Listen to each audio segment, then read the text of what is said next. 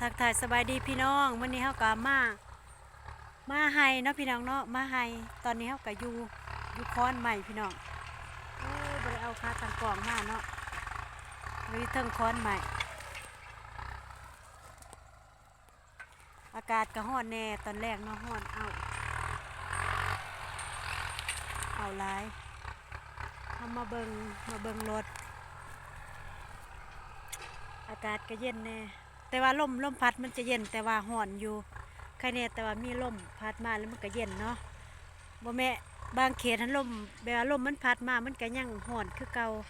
แต่ว่าอยู่เนี่ยลมมันพัดมาแล้วมันก็เย็นมาฟังเสียงรถน้ำกันเนาะเพราะมีอยู่2 คันตอนนี้แม่นสวงแรง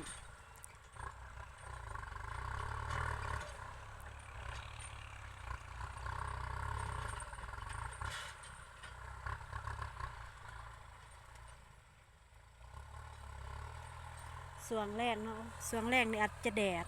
วังเสาร์นี้บ่แดดมันครึมแต่ว่าร้อนอบอ้าวอันนี้แม่นเฮาจะนั่งอยู่ทั้ง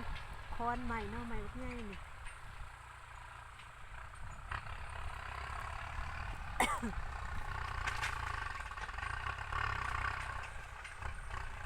ไม่ก็อาจสิหลายแน่เนาะเพราะว่าบ่ได้ทาง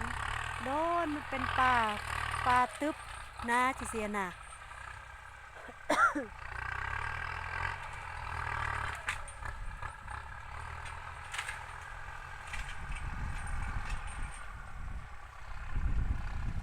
มือนี้เป็นมือทำบิดเนาะ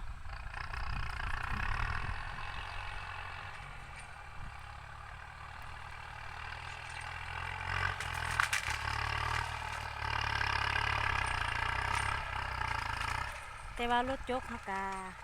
รถดุดเฮาขนาดกลางเนาะบ่แม่นใหญ่ขนาดกลางแต่ว่าโอเคอยู่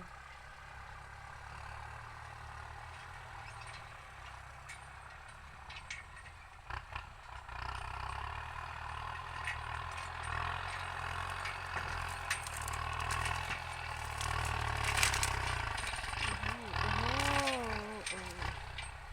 คนขับก็เก่งแน่เนาะคนขับบ่ได้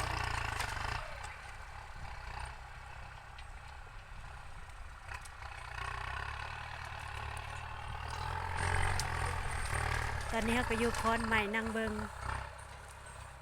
แห้งดำมาแห้งมาตากแดดเนาะพี่น้องเนาะบ่ได้เอาคันห่มมา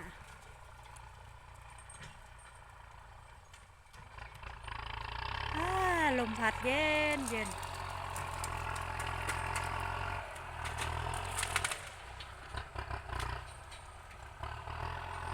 แห้งเนาะเป็นไงเนาะแต่ว่าคอนใหม่ก็หลายพี่น้องแต่ว่าเฮาบ่ทันได้ออกเนาะบ่ทันได้ตัดบ่ทันได้ซีนอยู่แต่ว่าจุดแล้วก็ป้าเลยจังซี่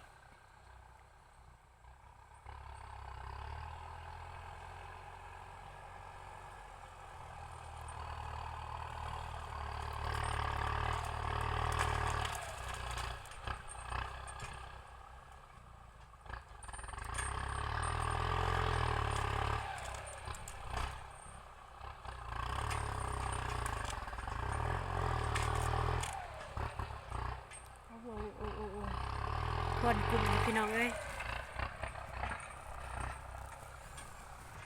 แดดแห้ง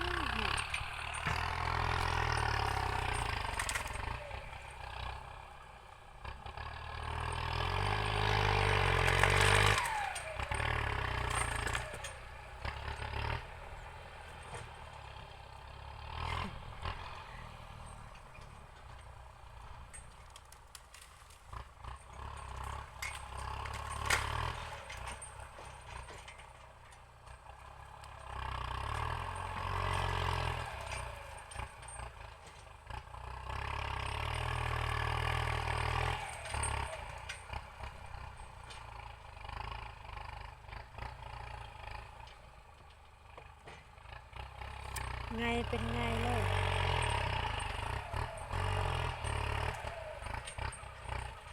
ว้าวคนดำเขาตากแดดแล้วก็บ่เป็นหยังเนาะกระดำคือเก่า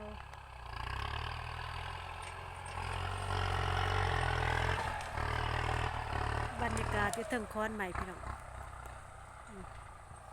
บอนเช้านางอยู่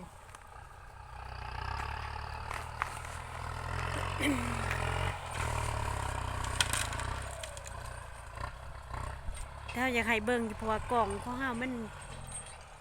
กับภาพหลังบ่ได้เนาะมันได้แต่กล่องหน้า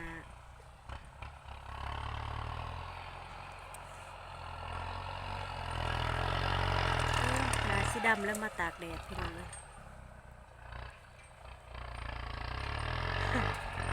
ทางนั้นก็ง่อยคอนทางนี้ก็ง่อยคอน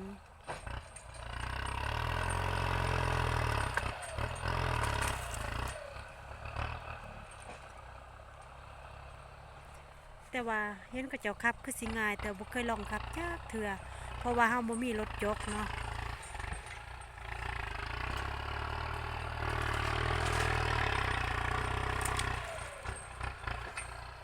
ให้เฮาเบิ่งใหม่หลายเขาทานก็ได้เนาะแต่รถบิดก็สิหนักเลย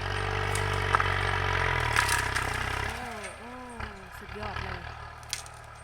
สุดยอด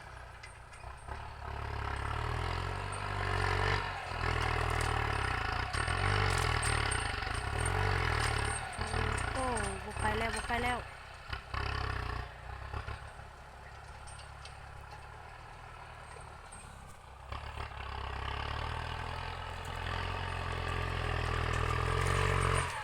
โอ้ว้าควันขนาดเลยพี่น้องเอ้ย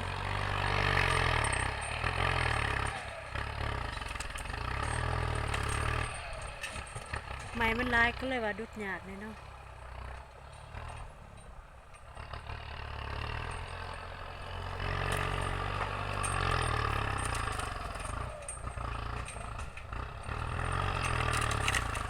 โอ้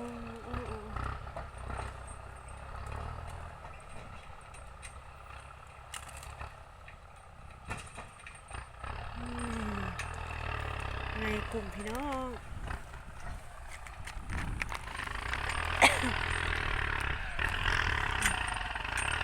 รถจะอยู่ด้านหลังเนาะว่ามันแดดแห้งได้สำนึงสิบ่เห็น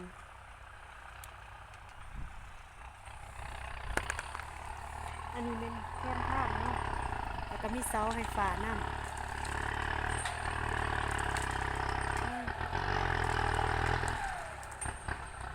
อีกคันก็อยู่พู้น